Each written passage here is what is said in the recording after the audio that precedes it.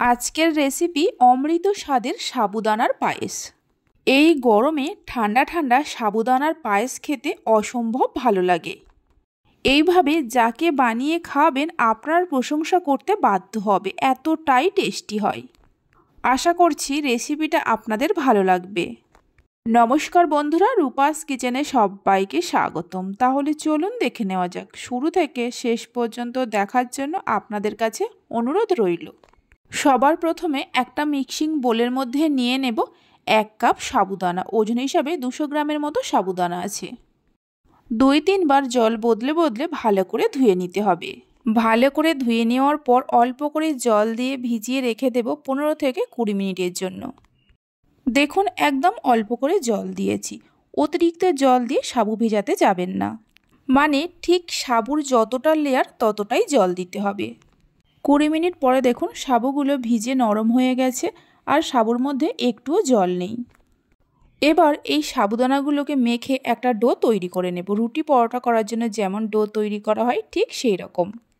খুব বেশি জল দিয়ে সাবু ভেজালে সাবুর ডোটা তৈরি করার সময় অনেক বেশি নরম হয়ে যাবে। দেখুন সাবুদানাগুলো মেখে নিয়ে ডোটা তৈরি করে নেওয়া হয়ে গেছে। এবার হাতের মধ্যে অল্প একটু সাদা তেল বা ঘি লাগিয়ে নিয়ে এই ডো থেকে অল্প করে লেচি কেটে নিয়ে হাতের মধ্যে পাকিয়ে এইভাবে বলের মতো করে তৈরি করে নিতে হবে। এই বলগুলো আপনারা ছোট বড় নিজেদের পছন্দ মতো তৈরি করে নিতে পারেন। এইভাবে করে সবগুলোকে তৈরি করে নেব। হাতের মধ্যে একটু তেল বা ঘি লাগিয়ে নিলে এই বলগুলো তৈরি করার সময় আর হাতের মধ্যে লেগে যাবে না। দেখুন সবগুলো সাবুদানার বল তৈরি করে নেওয়া হয়ে গেছে।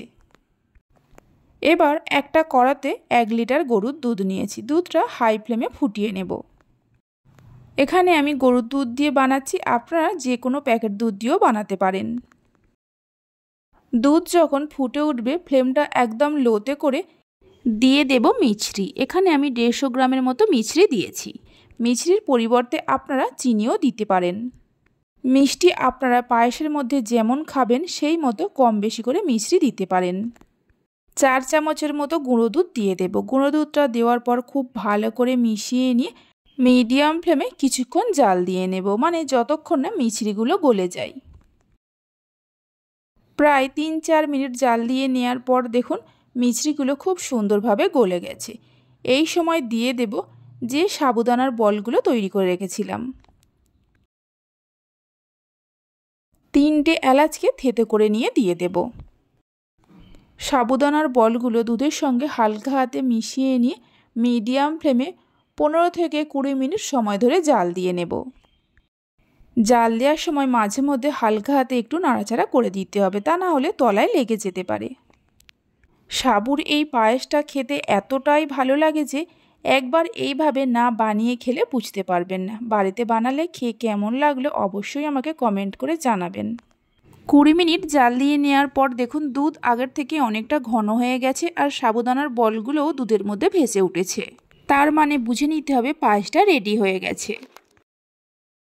সব শেষে সামান্য নুন দিয়ে দেব। যে কোনো মিষ্টি জাতীয় খাবারে সামান্য নুন দিলে স্বাদটা বেড়ে দ্বিগুণ হয়ে যায়।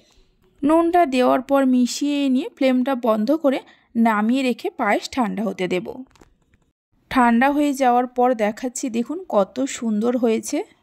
এই পায়েস ফ্রিজে রেখে ঠান্ডা করে তারপর পরিবেশন করবেন, খেতে অসম্ভব ভালো লাগে।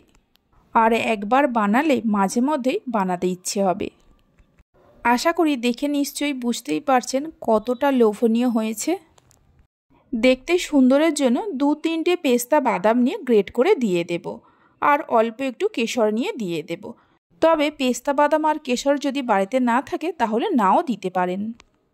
রেসিপি ভালো লেগে থাকলে অবশ্যই একটা লাইক করবেন, বন্ধুদের সঙ্গে শেয়ার করবেন। ভালো লাগলে চ্যানেলটি সাবস্ক্রাইব করে পাশে থাকা বেল আইকনটি প্রেস করবেন নতুন রেসিপির আপডেট পাওয়ার জন্য।